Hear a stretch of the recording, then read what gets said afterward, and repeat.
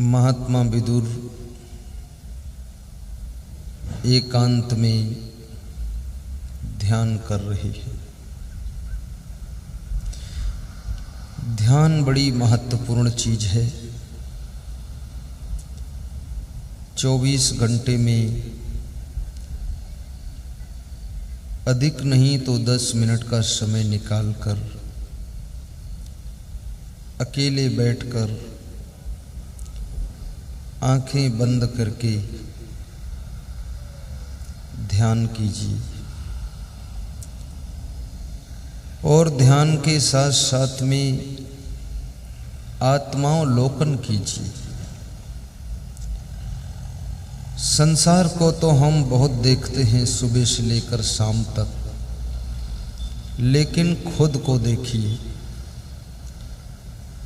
अंतर्दृष्टि बनाइए, अपने आप को रीडिंग कीजिए।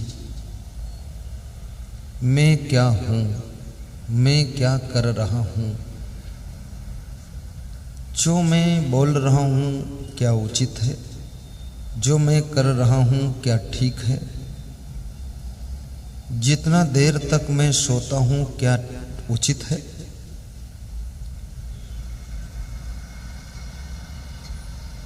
मैं जो भोजन खाता हूँ क्या ये मेरे लिए ठीक है, क्या इसमें कुछ सुधार होना चाहिए, जो मैं अपने माता पिता भाई बहन सास ससुर ननद देवर देवरानी के साथ व्यवहार करता हूँ क्या ये उचित व्यवहार कर रहा हूँ, कुछ गलती तो नहीं कर रहा हूँ।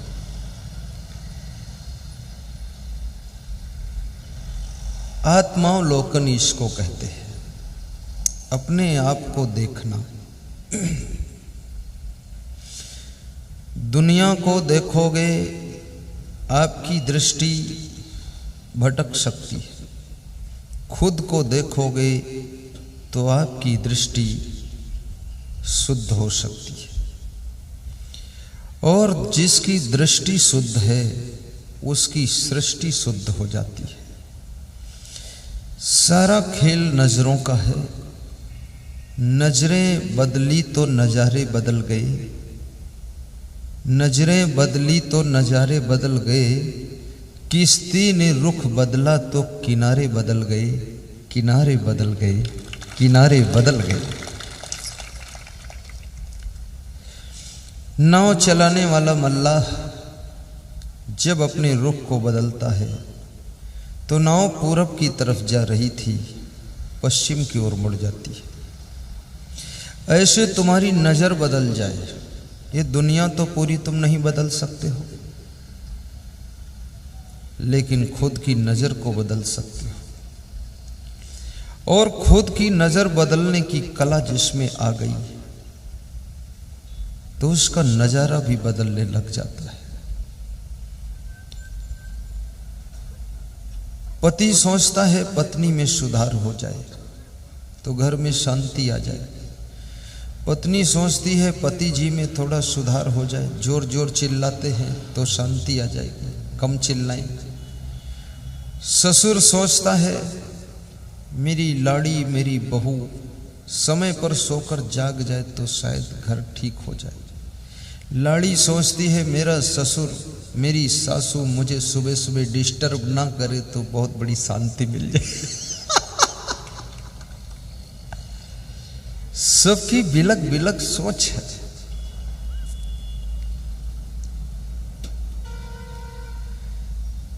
स्वयं को बदलना तपस्या है, दूसरों को बदलने के लिए प्रयास करना परोपकार है। और तुम्हारे परिवर्तन और प्रयास से दूसरों का परिवर्तन प्रारंभ होना ये पूरे देश का विश्व का सौभाग्य है। तो महात्मा विदुर एकांत में ध्यान कर रहे हैं। कभी कभी एकांत में भी बैठा करो।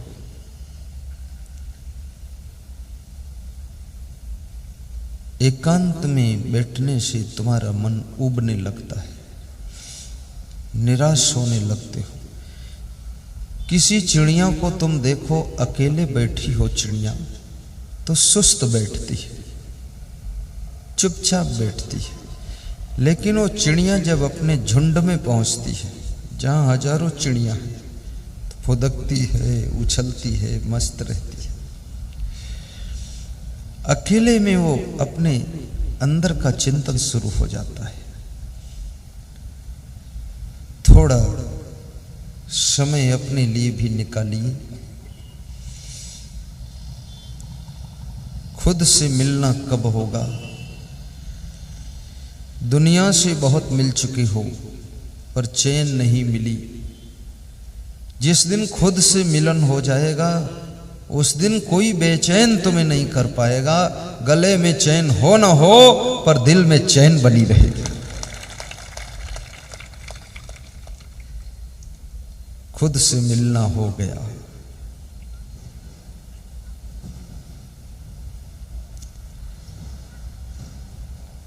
विदुर की साधना चल रही है। महात्मा विदुर के ज्येष्ठ भ्राता महाराजा धीराज धृतराष्ट्र विदुर जी को याद कर रहे हैं। विदुर जी को सूचना मिलती है कि महाराजा ने आपको याद किया है। स्मरण रहे कि जब तुमको कोई याद करे तो उसके याद करने से तुम खुश हो जाना कि कम से कम तुमको याद किया है, बर्बाद नहीं किया है, याद किया है। और दो लोगों की याद होती रहती है। जिससे तुम प्रेम रखते हो उसकी याद आती है, और जिसके प्रति तुम्हारे मन में बहुत नफरत रहती है उसकी याद कभी भूलती ही नहीं, वो हमेशा याद रहता है। लेकिन जिससे नफरत है उसकी जब जब याद आती है तो तुम कहते हो मेरा खून 100 ग्राम जल जाता है उसको याद करते ही, और देखने पर तो 1 लीटर खून जल जाता है।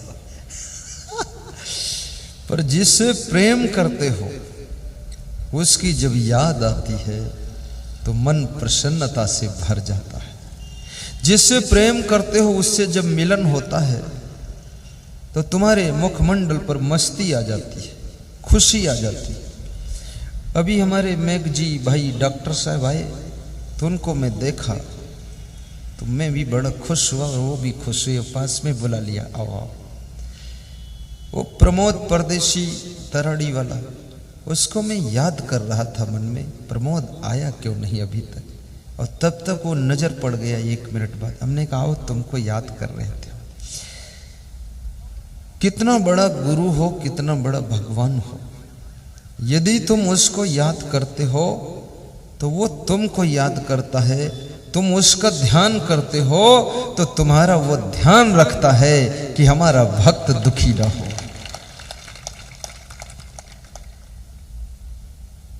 विदुर अपना सौभाग्य मानते हैं। कभी आपके पिताजी याद करें तुरंत जाकर मिल लेना। तुम्हारी माँ याद करे उसके पास जाकर बैठ लेना। तुम्हारी वाइफ याद करे सर्विस से छुट्टी लेकर आकर 2 दिन उसके साथ गुजार लेना।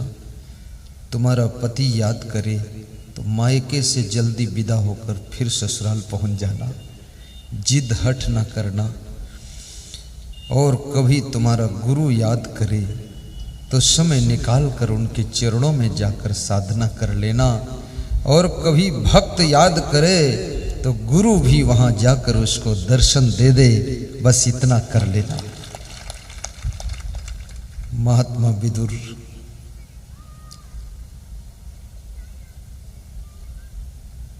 महाराजा धीराज धृतराष्ट्र से मिलने के लिए चल देते हैं।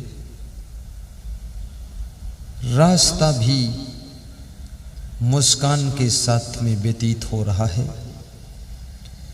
दरबार में प्रवेश होने पर खुशियां बढ़ रही हैं, लेकिन वहां जाकर जब देखा ज्येष्ठ भ्राता धृतराष्ट्र के मुखमंडल पर चिंता की रेखाएं झलक रही हैं। मन में संदेह हुआ कि राजमहलों में रहने वाले मेरे ज्येष्ठ भ्राता महाराजा धीराज धृतराष्ट्र चिंता में डूबे हुए हैं। मैं झोपड़ी में रहता हूं, मैं चिंतन में डूबा रहता हूं। आपके डूबने के लिए दो चीजें हैं, चिंता और चिंतन। चिंतन में डूबोगे तो चिंता समाप्त हो जाएगी, और चिंता में डूबोगे तो तुम खुद समाप्त हो जाओगे। चिंता जिंदा को जलाती है, चिता मुर्दे को जलाती है। धन खो गया, चिंता हो गई। प्रिय का वियोग हो गया, चिंता हो गई। मित्र नाराज हो गया, चिंता हो गई। पत्नी रूठ गई, चिंता हो गई। पति बीमार हो गया, चिंता हो गई। सर्विस में सस्पेंड हो गए, चिंता हो गई। ट्रांसफर दूर हो गया, बड़ी चिंता हो गई। बेटियां जन्म ले ली, चिंता हो गई। बेटा नहीं पैदा हो गया, चिंता है। बेटा हुआ, बुद्धि कम है, चिंता हो गई। बुद्धि है, स्कूल पढ़ने नहीं जाता, फिर चिंता हो गई। पढ़ने जाता है, फेल हो जाता तो चिंता हो गई। पास हो गया, सर्विस नहीं मिली तो चिंता हो गई। सर्विस मिल गई, कोई लड़की नहीं मिल रही विवाह के लिए तो चिंता हो गई। लड़की मिल गई और लाड़ी बनकर आ गई। ऐसी आलसी लड़की आई, पड़ी पड़ी सोती है, कहती है बीए पढ़ी हूं और सुबह सुबह पड़ी हूं।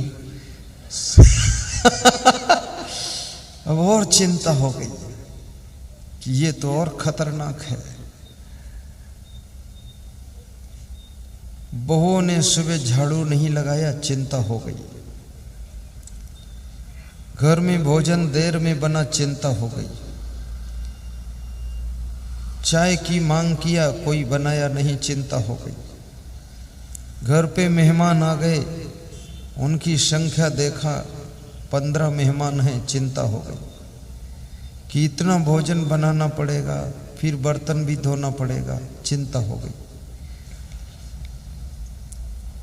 सत्संग सुनने गए थे बड़ी खुशी से, चैन गिर गई, चिंता हो गई। गले की चैन गिर गई। कान का एक कुंडल गिर गया, दूसरा रह गया, चिंता हो गई। अरे कम से कम ये सोचो, कान तो नहीं गिरा, कान तो है ना, कुंडल ही गिरा है। और एक गिर गया तो दूसरा क्या करोगी? दूसरा गुरुजी को दान दे दो, आश्रम बना देंगे कुंडल में कमंडल। एक आदमी ट्रेन में जा रहा था, उसका जूता एक गिर गया तो उसने जूता दूसरा भी निकाल कर फेंक दिया। तो किसी ने पूछा दूसरा क्यों फेंका? बोले एक मेरे काम का नहीं है और जो दूसरा गिरा वो दूसरे के काम का नहीं, दोनों गिरा दिया, जो पाएगा पहन लेगा। ठीक है। बहुत जल्दी चिंता होती है।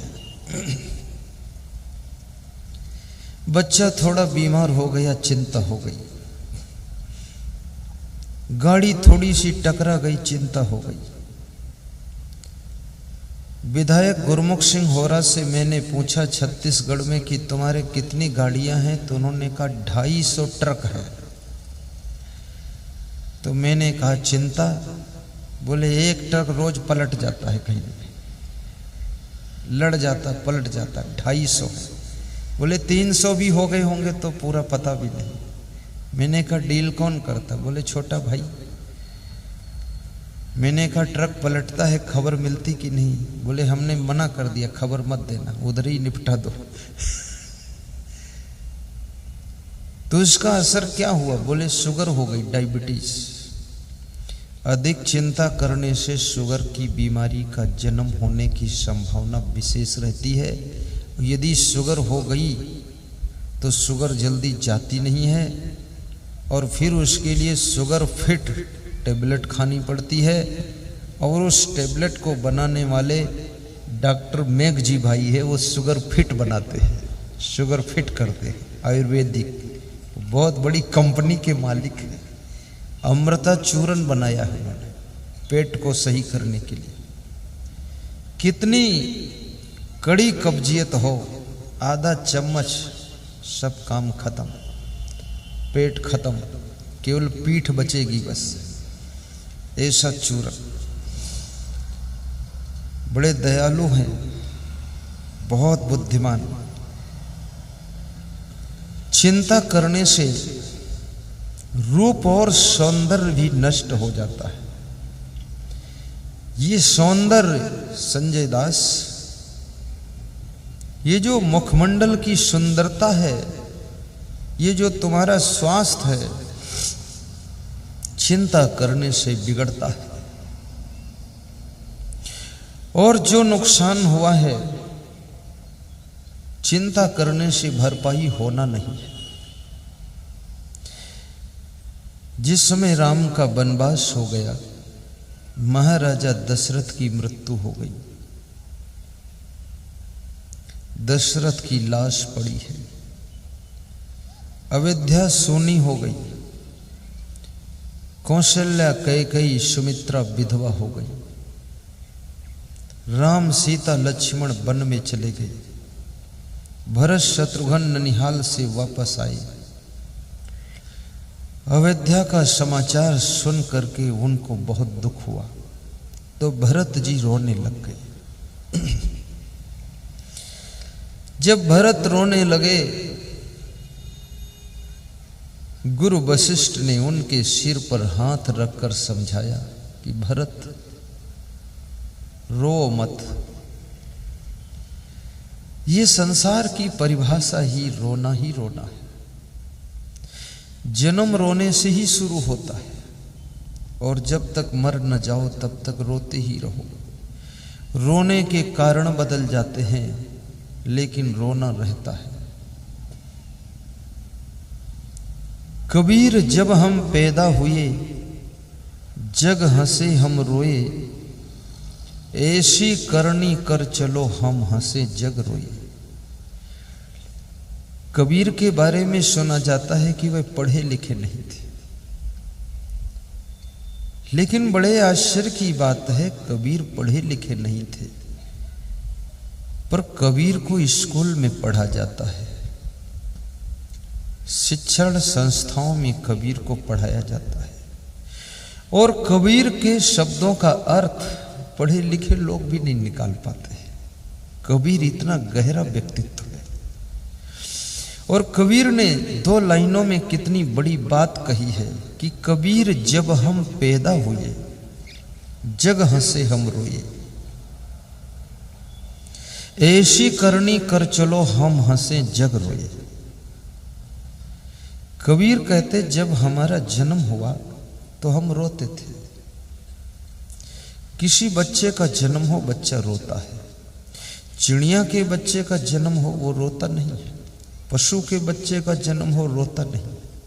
केवल मनुष्य का बच्चा जन्म लेते ही रोता है, और खूब रोता है। ऐसे रो रो कर बोलता है, कया कया कया, मैं कहाँ आ गया हूँ, कहाँ हूँ, कहाँ हूँ। पूछता है तो उसकी माँ समझाती है, तू मेरे घर में है, मेरे घर में है। वो समझता नहीं है। माँ के गर्भ में 9 महीने रहा, उसके अंदर बिल्कुल नहीं रोया। लोग कहते गर्भ के अंदर बड़ा दुख है। शास्त्रों में भी लिखा गर्भ में दुख है, क्योंकि उल्टा लटकना पड़ता है 9 महीने, सिर नीचे और पैर ऊपर। 9 महीने शीर्षासन तुमने किया है, और अभी अगर कहूं कि 9 मिनट शीर्षासन करो, तुम धड़ाम से गिर जाओगे। सिर नीचे करके पैर ऊपर करो। कितने लोग कर सकते हैं ऐसा? हाथ उठा के बताओ। ये बच्चा करेगा, वो तो अभी 9 महीने से निकला ही बाहर है। ये शीर्षासन से मुखमंडल पर तेज आता है, माइंड में ऑक्सीजन पहुंचती है, ब्लड का सर्कुलेशन ब्रेन में तेज होता है। शीर्षासन करने से बहुत फायदे हैं। अगर निराधार शीर्षासन ना कर सको तो दीवार के पास में कर दिया करो, दीवार में पैर टेक दिया करो। लेकिन ये प्रैक्टिस होना चाहिए, नहीं गर्दन टूट सकती है, शीर्षासन। तो मां के गर्भ में 9 महीने तक उल्टा झूलना पड़ता है। तो शास्त्र कहते हैं बहुत बड़ा दुख गर्भ में होता है। परंतु मैं विचार करता हूं, गर्भ के अंदर, मां के पेट के अंदर जो सुविधा है वो विश्व के अंदर बाहर कहीं है नहीं। मां के गर्भ के अंदर मां का खाना शिशु का खाना है, मां का पीना शिशु का पीना है, मां की सांस शिशु की सांस है, और मां का रजाई ओढ़ना उसका रजाई ओढ़ना है। मां को मच्छर काटे तो अंदर जो बच्चा है उसको भी असर आ जाएगा। तो सारी क्रिया मां की वो बच्चे को वहां सब प्राप्त हो रहा है। अलग से उसे खाना नहीं पड़ता, अलग से कुछ करना नहीं पड़ता, अलग से लेटरिन पेशाब का लफड़ा भी कुछ नहीं। तो तुम जब पैदा होते हो यहां तो पैदा होते ही लफड़ा शुरू। अलग से सांस लेना पड़े, अलग से खाना पड़े, अलग से पीना पड़े, अलग से कपड़ा पहनना पड़े। मैं छोटे छोटे बच्चों को देखता हूं, इतना कपड़ा पहना करके उसको रखते हैं लोग, उसको भी अलग से पहनना पड़ता है। अलग से लघु संख्या जाता, अलग से लेटरिन जाता है, अलग से देखता है। मां के गर्भ के अंदर अलग से देखने की जरूरत नहीं। शांत 9 महीने का इतना लंबा विश्राम इस आत्मा को मिल जाता है, और उसके बाद जब बाहर आता है तब उसको डिस्टर्ब होता है इस दुनिया में, इसलिए वो रोना शुरू करता है, चिल्लाता है, और धीरे धीरे उसको दुनिया में सेटिंग करने की कला आ जाती है तो चिल्लाना बंद कर देता है, उसी में एडजस्ट हो जाता है। एक सज्जन ज्योतिषी से पूछ रहे थे कि मेरी जिंदगी तो दुख में निकल गई, कुछ हाथ देखकर बताओ ज्योतिषी जी, जिंदगी में कुछ सुख भी है कि नहीं है। पति पत्नी दोनों ने हाथ दिखाया। ज्योतिषी बड़ा होशियार था। ज्योतिषी ने हाथ देखा, फिर उनका माथा देखा, और फिर थोड़ा मुंह बिदोरा, मुंह ऐंठ करके बोला कि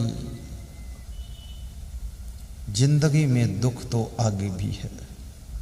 बोले कितने दिन दुख है और आगे? 20-30 साल भोग लिया हूं, अभी और है दुख आगे? बोले अभी है। कितने साल? बोले 10 साल और दुख है। बोले 10 साल बाद तो सुख आ जाएगा?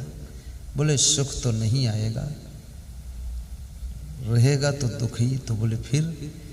बोले फिर उस दुख में तू एडजस्ट हो जाएगा तो चिल्लाएगा नहीं, उसी में पड़ा रहेगा। इस तरह से बहुत लोग एडजस्ट हो चुके हैं, और जो नहीं एडजस्ट हो पाए वो भी चिल्लपो मचा रखे। और ये संसार एडजस्ट होना आ जाए, सेटल होना आ जाए, अपने आप को सेट करना आ जाए,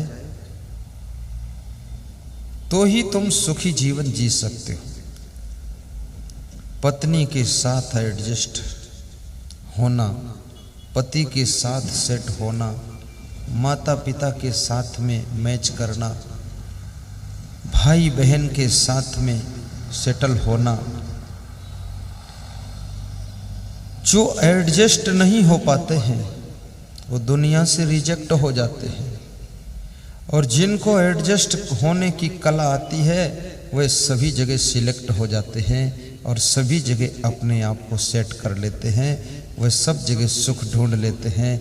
याद रखना, चाहे सिर पर रहो या तराड़ी रहो, या धुलिया रहो या औरंगाबाद में रहो, जलगांव में रहो, लेकिन घर में रहो या बाहर रहो, सर्विस में रहो या बिजनेस में रहो, अपने फैमिली के सदस्यों के साथ में, रोज सुबह तक से शाम तक मिलने वाले लोगों के साथ में स्वयं को एडजस्ट करने की कला सीखो, स्वयं को सेट करने की कला सीखो। और ये कला अगर आ गई तो घर का कलह कलेश खत्म हो जाएगा और प्रसन्नता की लहर दौड़ जाएगी।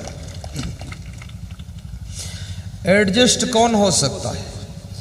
जो अपनी जिद को विदा कर देता है, हट को अलविदा कर देता है, जो क्रोध की ज्वाला को बुझा देता है, जो सहन शक्ति को बढ़ा लेता है, जो गम खा लेता है, जो हार मान लेता है, तुमको जीत दे देता है कि तुम ही जीत गए, वो अपने को एडजस्ट कर पाता है। अहंकार किसी के साथ में एडजस्ट होने नहीं देता है, और अहंकार का स्वभाव है कि वो हट करेगा, जिद करेगा, क्रोध करेगा, अपने जैसा सबको बनाना चाहेगा, दूसरों जैसा खुद नहीं ढलना चाहेगा। और अहंकार को जो विदा कर देता है, उसका हट खत्म, जिद खत्म, क्रोध खत्म और जिंदगी की उलझन खत्म। सारे रास्ते आसान हो जाते हैं जब आपका अहंकार विदा होता है। और अहंकार आकर के जब स्थान जमा लेता है तो सारे रास्ते जाम हो जाते हैं। फिर आपकी जिंदगी में दुख के कांटे उगना शुरू हो जाते हैं। इसलिए मैं कहूँगा, धनवान बनो लेकिन धन का अभिमान न करो, महान बनो पर उसका अभिमान न करो, और बहुत अच्छे मकान में रहो पर अभिमान में न रहो, और कार में चलो पर अहंकार में न चलो, और साड़ी टाप की पहनो पर अभिमान बिल्कुल न करो। सरल स्वभाव बना लो, जिंदगी आनंद में डूब जाएगी। थोड़ा ताली जोर से बजाया करो, तुम लोग 3 दिन में हमको भी निपटा दोगे। ये महाराष्ट्र वीर शिवाजी का महाराष्ट्र है। इसमें कोई दिख नहीं रहा कि वीर बैठा है। मुझे तो लगता बड़े कमजोर लोग हैं। वीर शिवाजी की ताली में दम होना चाहिए। एक बार बजा के दिखा दो। ये वीर शिवाजी की ताली थोड़े है, ये तो मेरे कहने से बजी, ये मेरी ताली है। अब आगे तुम बजाना तब वो होगी।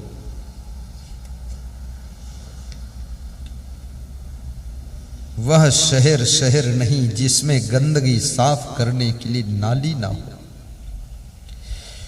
वह ट्रैक्टर ट्रैक्टर नहीं जिसके पीछे सामान ढोने के लिए ट्राली ना हो। वह खिड़की खिड़की नहीं जिसमें मच्छरों से बचने के लिए जाली ना हो। और वह किचन किचन नहीं जिसमें भोजन खाने के लिए सुंदर थाली ना हो। और वह ससुराल ससुराल नहीं जिसमें साला और साली ना हो। और वह सभा सभा नहीं जिसमें जोरदार ताली ना हो।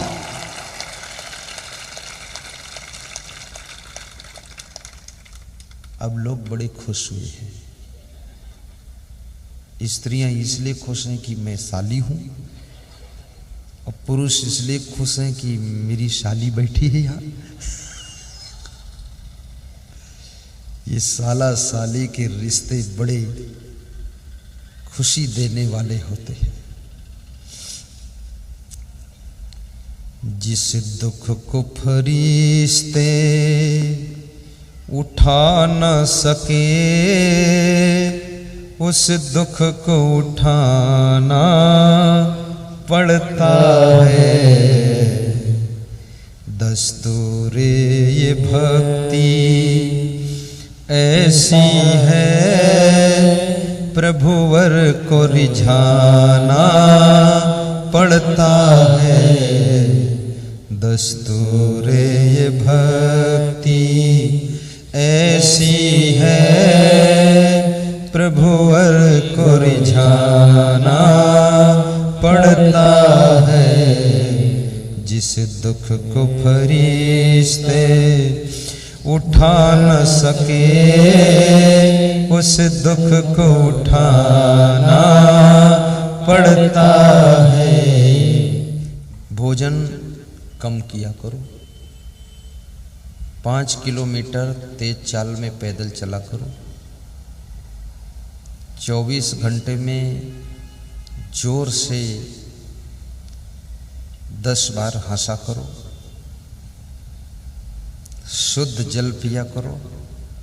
गहरी नींद सोया करो। सोते समय सोचा मत करो। अधिक भोजन खाकर न सोया करो। थोड़ा भूख छोड़ दिया करो। भोजन में तेल मिर्च मसाला कम प्रयोग किया करो। थोड़ा लहसुन का प्रयोग कर लिया करो।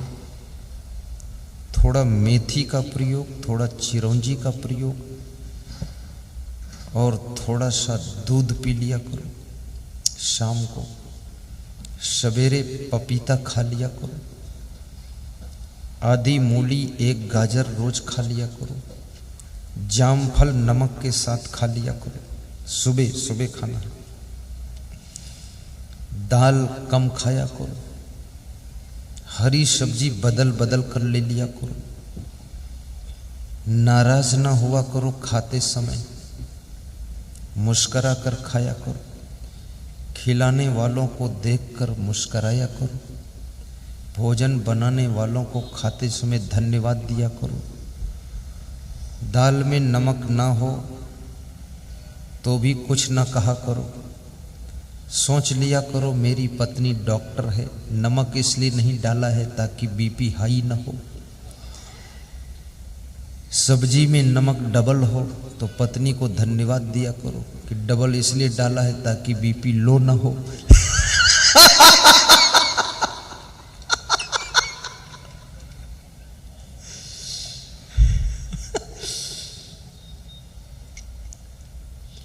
और जब हंसा करो तो आवाज होना चाहिए हंसने में, ऐसे थोड़ी हंसा जाता खाली दांत निकाल दिया ही, थोड़ा जोर से फेफड़ा हिल जाना चाहिए। हाँ, जैसे मैं हंसता हूं ना, इसलिए दिमाग अच्छा है मेरा। जिस दिन हंसना बंद कर दूंगा उसी दिन सब खोपड़ी खत्म। जोर से हंसा करो। और दर्पण देखा करो तो ये भी देखा करो चेहरे का सुंदरता घट तो नहीं रहा है। अगर घट रहा है तो भोजन कम खाओ, चिंता छोड़ो, प्रसन्न रहने का अभ्यास बनाओ। इस दुनिया में किसी भी व्यक्ति का सब कुछ सिस्टम ठीक कभी हुआ नहीं,